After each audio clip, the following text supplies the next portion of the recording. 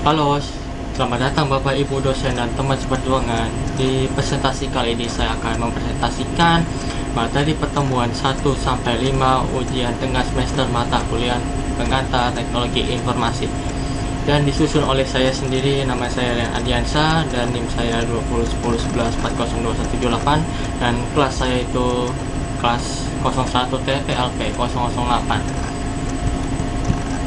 Kita lanjut ke materinya.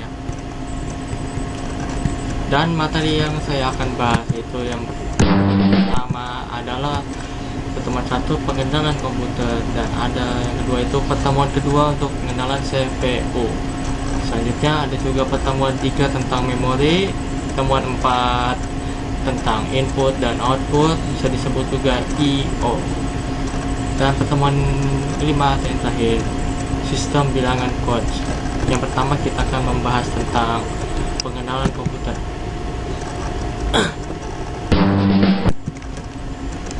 Komputer berasal dari bahasa Inggris, yaitu bisa dibilang komputer berarti menghitung, dan computing yang berarti mengoperasikan atau menggunakan mesin untuk melakukan proses penghitungan. Dan komputer dibuat untuk melakukan proses perhitungan dan perkembangan menjadi multifungsi seperti sekarang ini. Pengertian komputer secara umum seperangkat alat elektronika yang dapat menerima dan mengeluarkan berupa informasi yang berguna dan bermanfaat. Bisa dibilang input dan output. Nah, oke, kita lanjut ke pertemuan kedua, yaitu pengenalan CPU. Pengertian dari CPU merupakan singkatan dari Central Processing Unit atau pengolahan pusat ya.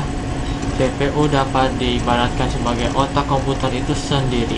Cepat atau lambatnya kinerja komputer ditentukan kualitas dan CPU yang digunakan. Dan Central Processing Unit adalah perangkat keras yang berfungsi menerima melaksanakan perintah dari perangkat lunak. Adapun mikroprosesor adalah CPU yang diproduksi dalam sirkuit terpadu. Seringkali dalam sebuah praktek sirkuit terpadu tunggal pada tahun 1970, mikroprosesor sirkuit terpadu tunggal ini telah umum digunakan dan menjadi aspek penting dalam CPU. Lanjut. Nah, ini kan komponennya banyak penjelasan. Saya akan menjelaskan secara singkat aja ya. Mungkin macam-macamnya saja. Yang pertama macam-macam itu adalah unit kontrol, dan yang kedua itu unit kontrol itu maksudnya apa? Unit kontrol ini adalah prosesor yang mampu mengatur jalannya program, dan yang kedua adalah register, alat yang untuk menyimpan kecil yang mempunyai kecepatan akses yang cukup tinggi yang digunakan untuk menyimpan suatu data atau instruksi yang sedang diproses. Yang ketiga atau yang paling terakhir adalah ALU, Arithmetic Logic Unit, merupakan bagian CPU yang bertugas melakukan operasi aritmatika dan operasi logika berdasarkan instruksi yang ditentukan. Dan tugas utama ALU adalah melakukan sebuah perhitungan aritmatika atau sebelum matematika dengan sesuai instruksi programnya ya.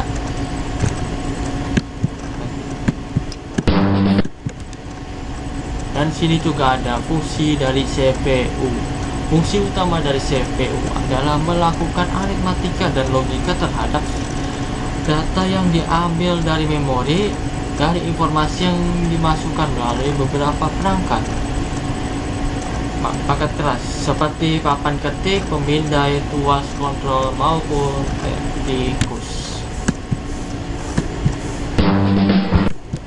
Oke, pertemuan ketiga kita akan membahas tentang memori. Memori adalah bagian komputer dan tempatnya program-program dan data-data.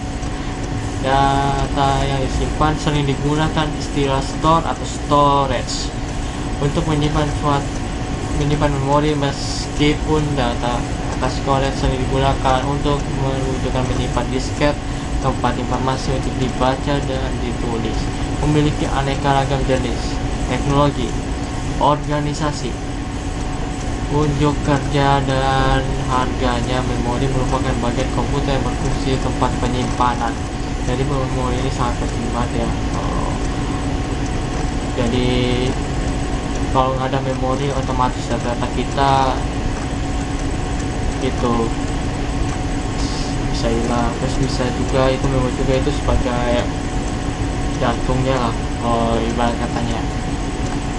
Dan informasi yang harus diatur dan dijaga sebaik-baiknya. Dan istilah komputer storage, komputer memori dan memori merupakan piranti komputer yang digunakan sebagai media penyimpanan suatu informasi saat menggunakan komputer. Memori merupakan bagian penting dalam modern dan letaknya di dalam CPU, yang dibilang Central Processing Unit. Oke, dan media penyimpanan data dalam komputer dibagi dua, yaitu memori internal yang berfungsi sebagai pengingat, dan yang satu lagi adalah memori eksternal yang berfungsi untuk menyimpan suatu data. Oke, lanjut. Dan pertemuan keempat kita akan membahas input dan output, atau bisa disebut juga I/O. Input device yang berfungsi sebagai media memasukkan dari luar ke dalam suatu memori dan prosesor untuk diolah guna menghasilkan informasi yang diperlukan.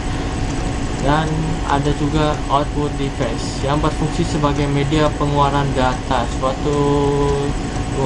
dalam suatu memori dan prosesor untuk mengolah guna menghasilkan informasi yang diperlukan.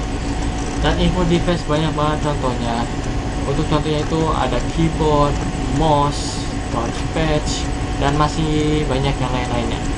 Dan untuk contoh dari output device itu ada monitor, printer, speaker, dan masih banyak lagi ya. Lanjut. Oke. Dan selanjutnya materi yang saya akan bahas adalah pertemuan 5 sistem bilangan code. Pasti udah gak asing lagi dengan desimal, biner, oktal, hexa. Pasti udah gak asing di kalian semua ya. Soalnya ini sering banget dibahas di pelajaran SMK kelas 2, kelas 2 atau kelas 3. Sering dibahas ini, itu sama di perkuliahan juga sering dibahas. Oke. Sistem bilangan desimal atau persepuluhan merupakan sistem bilangan semacam 10 angka mulai dari 0 sampai angka 9. Dan angka selanjutnya adalah 1 sampai 0 dan 1 dan seterusnya. Bilangan biner, bisa dibilang bilangan dasar 2. Sistem bilangan biner atau bilangan berbasis 2 merupakan sistem penulisan angka dengan hanya menggunakan 2 simbol saja ya ini 0 dan 1. Sistem bilangan biner menjadi salah satu bilangan dasar dari semua sistem bilangan yang berbasis digital. Dari sistem bilangan biner inilah kita mampu melakukan konversi sistem bilangan oktal ke hexa. Oke, kita lanjut ke bilangan oktal. Bisa dibilang bilangan dasar 8. Sistem bilangan oktal atau sistem bilangan berbasis 8 merupakan suatu bilangan berbasis 8. Simbol yang digunakan sistem bilangan oktal adalah 0 sampai 7. Oke, ini ada contoh bilangan tersebut yang dapat dilihat dalam tabel berikut ya. Nah, aku akan menjelaskan sedikit ya mungkin.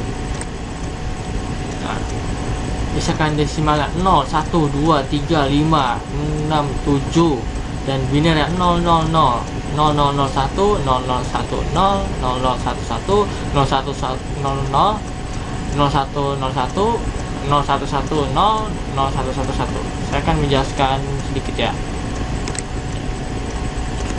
Nah, ini kenapa bisa 0010? Nah, nolnya itu bisa dihitung jadi 1 dan 1 itu bisa dihitung jadi 2. Nah, jadi kita yang hitung cuma angka satunya aja. Jadi binernya itu bagaimana caranya bisa dapat angka 2 itu, jadi tinggal masukkan aja. Yang pertama nolnya itu dihitungan 1, jadi 1 hitungannya 2, berarti sisanya kita kosongkan aja jadi 00. Jadi dapat binernya itu 2, jadi 001 0010. Dan selanjutnya itu desimal 3 bisa dapat 0011. Bagaimana caranya? Nah, satunya itu bernilai 1 dan satunya yang kedua itu bernilai 2. Jadi kita tambahkan saja 2 tambah 1 jadi 3 ya. Otomatis dapatnya binernya itu 0011. Dan untuk selanjutnya desimal yang 4 dan binernya itu 0100. Nah, dan bagaimana bisa dapatnya? Nah, 0 itu bernilai 1 dan 0 yang kedua itu bernilai 2 dan 1 yang barisan ketiga itu bernilai 4. Jadinya kita dapat untuk biner ke desimal itu 4 ya. Oke, mungkin dari sini udah agak paham ya. Kita akan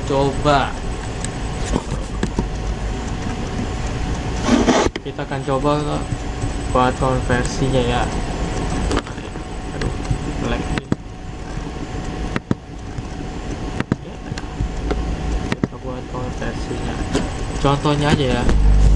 Konversi bilangan desimal. Biar lebih mudah. Kasih contoh ya. Ke biner. Nah, contohnya itu 25 desimal ya, desimalnya. Nah, bagaimana cara ubah ke biner? Kita bagi 2 ya. Setiap 25 dibagi 2 sama dengan 12 plus sisa 1. Nah, ini masih bisa nih ya. Berarti lanjutannya 12 dibagi 2 sama dengan berapa? Iya, betul, 6 plus sisa 0. Masih bisa lagi nih. 6 dibagi 2 sama dengan 3 plus sisa 0. Sorry, maaf. Iya, benar-benar sisa 0. Dan 3 dibagi 2 sama dengan 1 plus sisa 1. Lanjut, 1/2 sama dengan 0 plus sisa 1. Nah, ini kan kita dapat angka 11001. Nah, kita urutkan ya, 11001. Nah, biar lebih gampangnya lagi, aku kasih cara yang kedua ya. Bagaimana menghitung bisa dapat desimalnya 25 untuk biner ke desimal? Lebih gampangnya seperti ini ya. Nah, anggap aja nih satunya ini itu hitungannya dapat 1 ditambah, nah ini 2, ini 0 itu bisa dibilang 2, ini 4, berarti ini 4 kali 2 itu 8, berarti satunya ini adalah 8. Nah, saya masukin aja angkanya 8. Dan 8 dikali 2 itu berapa? Iya, betul, 11. Jadi satunya ini adalah 16. Biar lebih gampang seperti ini juga bisa. Dia masukkan saja 1 tambah 8 ditambah 16 sama dengan, betul, 25 desimal. Mungkin dari sampai sini sudah agak paham ya tentang konversi desimal dan biner.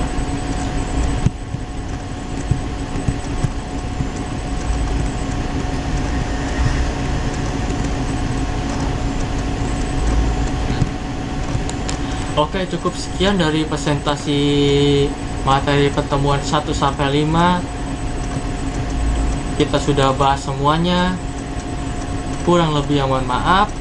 Wassalamualaikum warahmatullahi wabarakatuh. Dadah.